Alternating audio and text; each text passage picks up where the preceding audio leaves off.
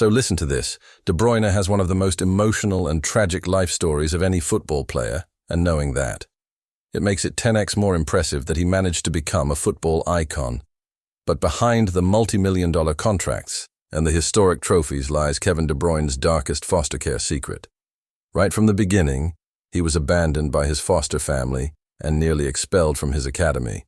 When he was supposed to have his big break, his girlfriend cheated on him with his own teammate, leaving him a mental wreck, deemed a massive flop. By the media, he used that pure rejection as rocket fuel. Today, looking back at his legacy, it's insane how he turned endless trauma into absolute greatness. This is the incredible story of Kevin De Bruyne. Enjoy. It all started in his garden, where after repeatedly breaking the pots, his parents forced him to only play with his weak foot. Looking back now, it was a good decision. At 8 years of age, he was already getting into trouble. It had been 2 years since he joined his local club, KVV Drogen, and he was already trying to take the next step in his career. So he quite simply told his coach, the training sessions are better at Genk, and moved to his new club. However, things at Genk didn't get easier. He wasn't a troublemaker, but though he was oddly quiet, he had a really strong character. He was ambitious and overly honest. And it seems that kind of scared away his teammates and even his coaches, who would try their hardest to make him normal. But though they tried a lot, they rarely ever succeeded. One time back then, he was so annoyed that one of them was always on his back that he refused to let go of the goalpost until he felt he had been understood, except that by then it was nighttime. That same coach would go on to bow down and admit he is stubborn like a mule. But I can see now that that's what made him so great. Regardless, over time news of his great talent traveled far and wide, and so Genk, knowing the kid was unhappy, convinced him to move all the way across the country, all by himself, to play for them. But it was at this moment that De Bruyne experienced his first big heartbreak. After a year living in a boarding home, Genk made a special arrangement where young players, instead of being housed in their premises, would be hosted by a foster family, and so De Bruyne, along with 2 of his teammates, moved in with this new family. But the past year had been tough for De Bruyne.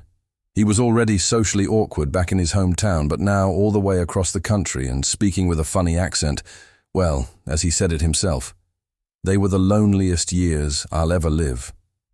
However, now with this new family, he felt safe. He wasn't so alone anymore, and it helped him to fit in. After a year, he felt like it all had gone smoothly. He was doing good in school, doing good in football. No fights, no problems. As he waved them goodbye before summer break, his foster family waved back and told him they'd see him next year. But the moment he arrived at his hometown, he walked into his house to find his mom crying. She looked at him and said something that, in his own words, shaped the rest of his life. The foster family called, and they don't want you there. It's about who you are. They say that you're too quiet, that they can't interact with you. You're just too difficult. De Bruyne obsessed over these words, because no one had said anything to him.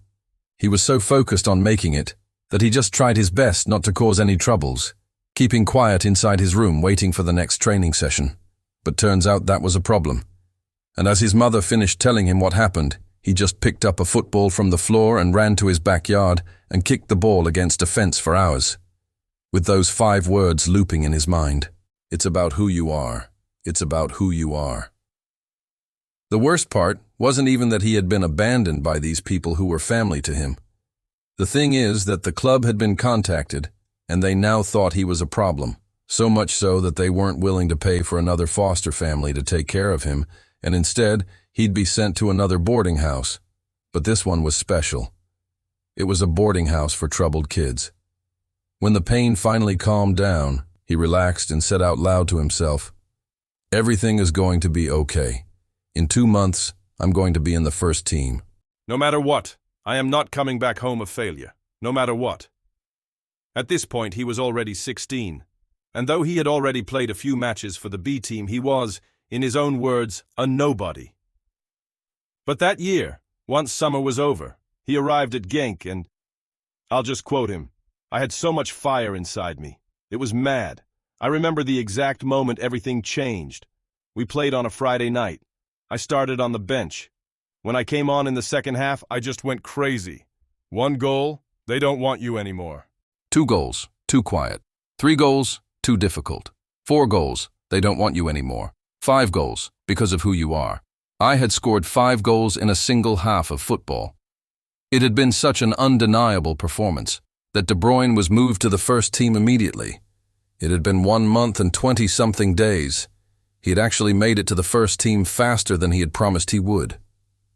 Once there, the club started acting a bit strange, saying they wanted to pay the foster family to get him back living with them. They even showed up, and the foster parents told him it had all been a misunderstanding, that obviously they would like him to stay. What they meant before was that they only wanted him to come over on weekends, but before they finished trying to dig themselves out of a hole, De Bruyne just said, "You threw me in the trash, and now that I'm doing good, you want me back?" And before they could even say something, he turned his back on them. Eventually, when he finally talked about this in an interview, he said that he should have probably thanked them, because it was their actions that fueled him to become great. And indeed, the following years were something special. In the first, he barely played. In the second, he started getting minutes, and by the third, he took the league by storm, getting 5 goals and assisting a further 16, and leading Genk to their 3rd league title in their history, clenching it by half a point. That might sound weird, but it's actually true. In the Belgian league, in case of a tie in points, the portion of them obtained from the first stage is rounded down half a point. And that's just what happened that year.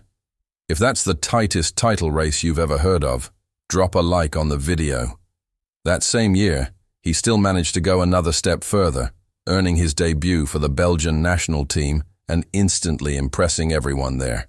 With Vincent Kompany even saying that by the time their first training session together was over, all the players were chatting to each other like, "Did you see that? He's 19 and he's already the best player in the team." Also, fun fact, his mom was actually born in Burundi, in Africa, so technically he could have played for them instead. Wonder why he didn't. Show ranking. But despite this success, don't think for a second that De Bruyne had changed. His Genk career was full of strange moments. First, at 19, he saw fit to confront the team's star player, Eliane Barda, to complain that he didn't work hard enough in training, and then in 2012, he got so annoyed at his team's poor performances that he used the post-match press conference to say, "I'm ashamed of my teammates and I suggest to those who don't have a desire to play, just leave." But in the end, it would be De Bruyne who would leave, signing for Chelsea, who were so impressed by his performances that they intended to make him their Frank Lampard replacement. But before that, he would go on loan to Werder Bremen. In the Bundesliga, he quickly cemented his status as one of the world's greatest up-and-coming talents. If others made waves with flashy skills, De Bruyne was simple, and somehow that was even more impressive. Because just as Cruyff had once said, football is simple, but playing simple football is the hardest thing there is. Even with Bremen flirting with relegation, De Bruyne pulled off 10 goals and 9 assists, and casually took the award for Young Player of the Year. It was time to focus and take over the Premier League. But focus was something De Bruyne struggled with that season, because it just happened to be that year that his girlfriend cheated on him with childhood friend, ex-academy, and international teammate Thibaut Courtois, and she wasn't even nice about it, confirming the whole scandal to the press and making sure to say that Courtois gave her in one night more than De Bruyne had given her in 3 years. Though to be fair, she would make sure to say that she did it as revenge. Supposedly De Bruyne had cheated on her months before. Still, with his form hitting a low point just when he needed to be performing the most, and Mourinho giving him a hard time, De Bruyne would be sold after just half a season playing at Chelsea. He had only managed 1 assist and not a single goal at that point.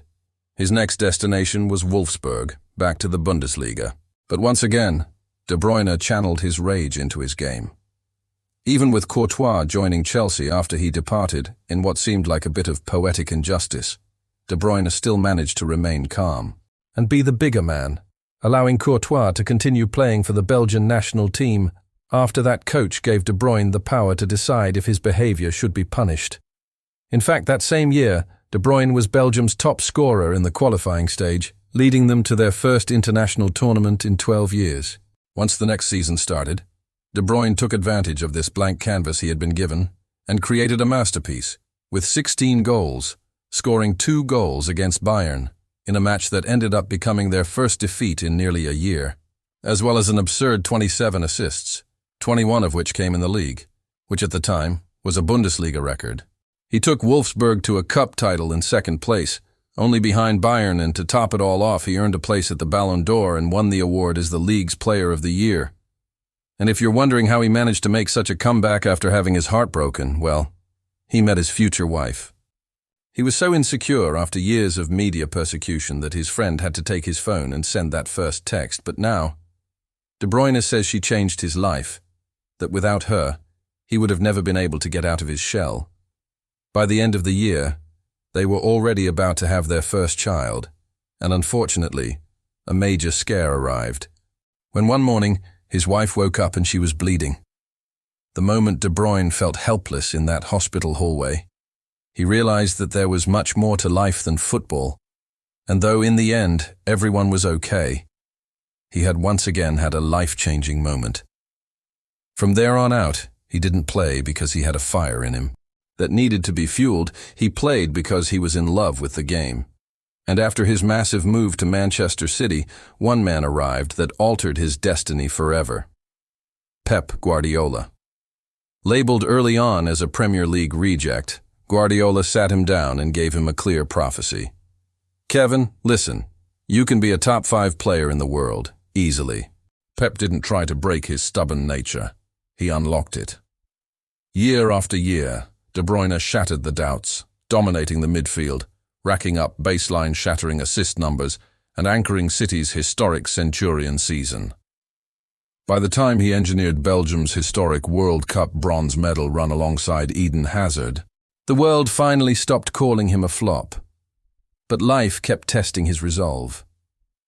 Injuries hit hard, and in a devastating moment, right after the birth of his second son, he tore his knee ligament. Seeing him in tears, his wife remarked that he hadn't even cried at their own wedding. De Bruyne's response: "Weddings and funerals? I'm a rock. But take football away from me and I'm done." He fought back every single time. Fast forward through years of absolute masterclasses, multi-million-dollar masterstrokes, and iconic Champions League nights. He completely revolutionized modern midfield play, collected Premier League titles like cards, and permanently etched his name alongside the greatest to ever touch a football. Looking at his status today, he has transitioned from a traumatized castaway teenager into an undisputed generational king of the game. Pep Guardiola put it perfectly. Messi sits on a table all by himself, but De Bruyne? He is definitely sitting at the table right next to it.